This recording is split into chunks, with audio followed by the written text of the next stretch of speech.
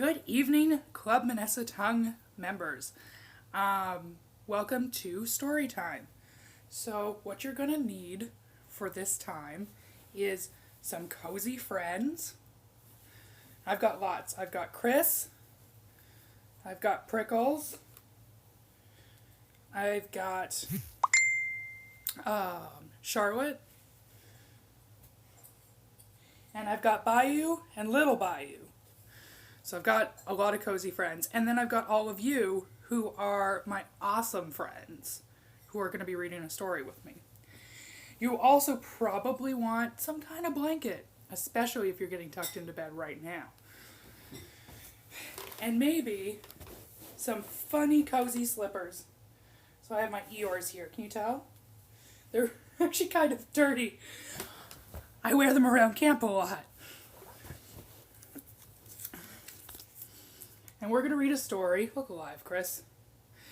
We're going to read a story called Buddy and Earl Go Exploring. And this story is by Maureen Fergus.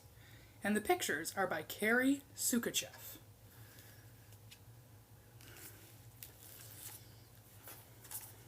Oh, I like this picture.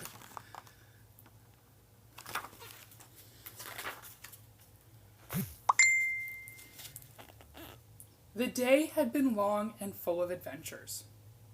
Buddy was looking forward to a good night's sleep. Buddy watched Meredith put Earl into his fancy new home. He wagged his tail when she gave Michael, Mom, and Dad gave him goodnight hugs and head pats. Then he scratched his blanket into a nice messy pile, lay down, and closed his eyes. So here's Buddy right here with his blanket. And there's Earl, headed into his cage. And there's some head pats for Buddy. All was quiet. "Good night, Buddy," whispered Earl. "Good night, Earl," murmured Buddy. "Wish me bon voyage," whispered Earl. "Bon voyage," murmured Buddy. "What does bon voyage mean, Earl?" asked Buddy. "It means have a good trip," replied Earl. "I did not know you were going on a trip," said Buddy. "It was a spur-of-the-moment decision," admitted Earl. So there we go. Here we have some Buddy and Earl conversation. "Where will you go?" asked Buddy. "Wherever the road leads me," replied Earl. "How long will you be gone?" asked Buddy. "However long it takes," replied Earl. This answer worried Buddy. What if whatever it took was a long time? What if it took forever? He might never see Earl again. Even though his big heart was almost breaking, Buddy tried to be brave. "Goodbye, Earl," he cried. "Good luck." Earl solemnly saluted his friend. Then he climbed onto his wheel and started running. So I think Buddy looks kind of sad that Earl's going away. And there's Earl preparing for his voyage. And there's his wheel where he will take his voyage. Earl ran and ran and ran and ran. After a long time, a very long time, he stopped and looked around. "This place looks eerily similar to the place I just left," whispered Earl. So here's some pictures of Earl running. And here he is discovering that everything looks eerily similar to where he just left. "Maybe that's because it is the place you just left," whispered Buddy. When he heard Buddy's voice, Earl was so startled that he jumped and made a funny popping sound. I ran faster than the wind, he cried. How did you manage to keep up with me, Buddy? I am not sure, said Buddy, uncertainly. Well, I'm glad you're here, declared Earl. Exploring is always more fun if you do it with a friend. And here we have Earl discovering that Buddy is right there on his journey. We'll have to explore quietly, said Earl. Otherwise, the hideous ogre will hear us. What hideous ogre? Asked Buddy in alarm. The one with the glasses and the ugly blue housecoat, said Earl.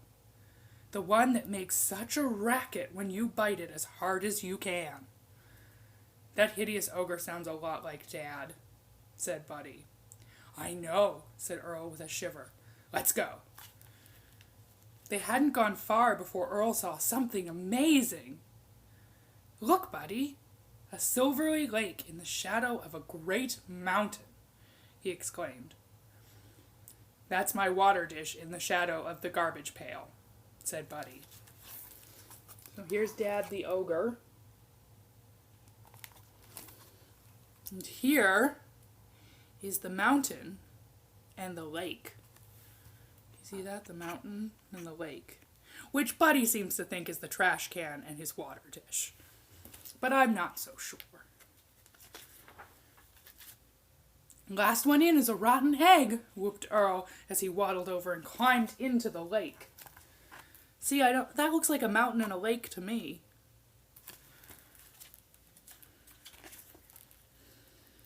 Earl floated and splashed and kicked. Come on in, Buddy, he called. The water is beautiful. Filled with excitement, Buddy bounded toward the water dish. Unfortunately, he ran into a little trouble along the way. So there's Earl in the lake.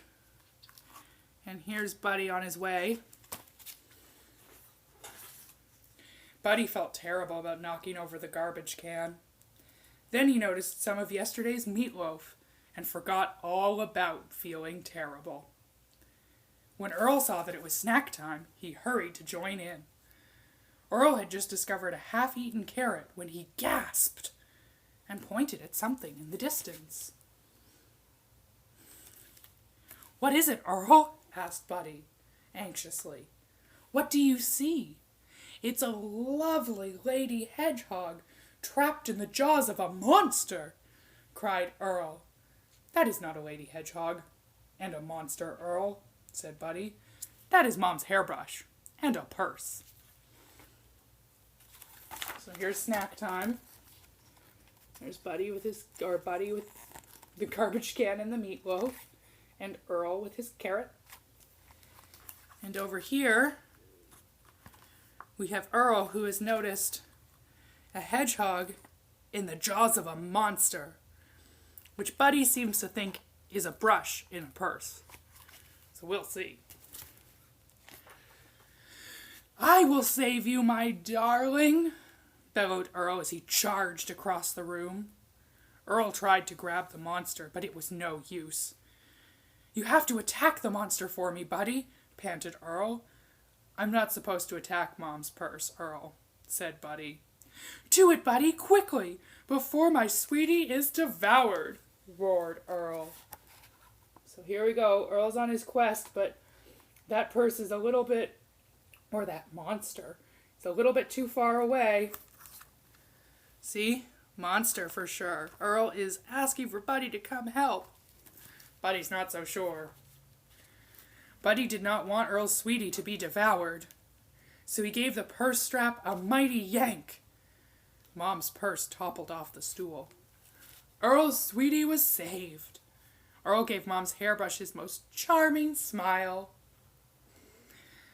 Do you think she likes me, Buddy? He whispered.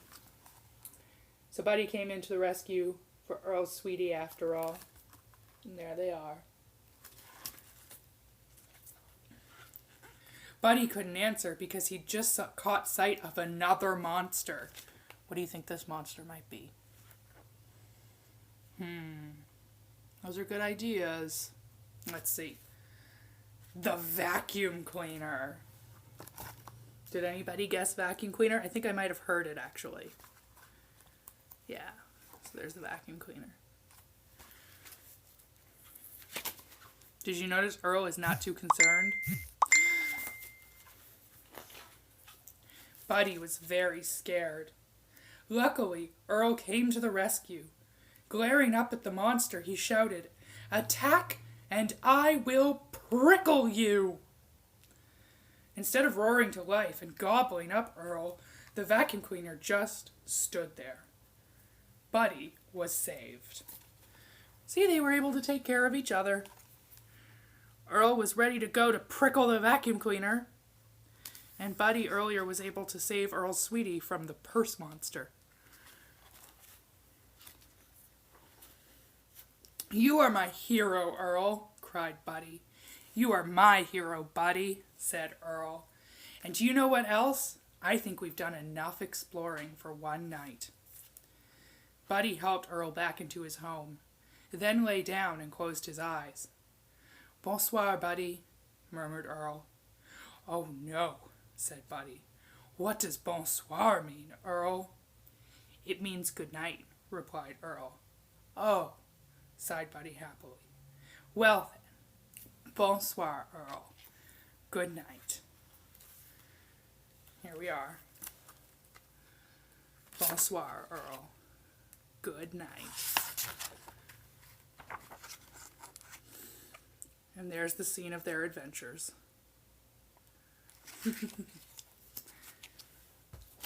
And we hope that you have a bonsoir. So, have a good night. Bonsoir. And thank you for joining me for story time. And we'll do it again soon. Good night.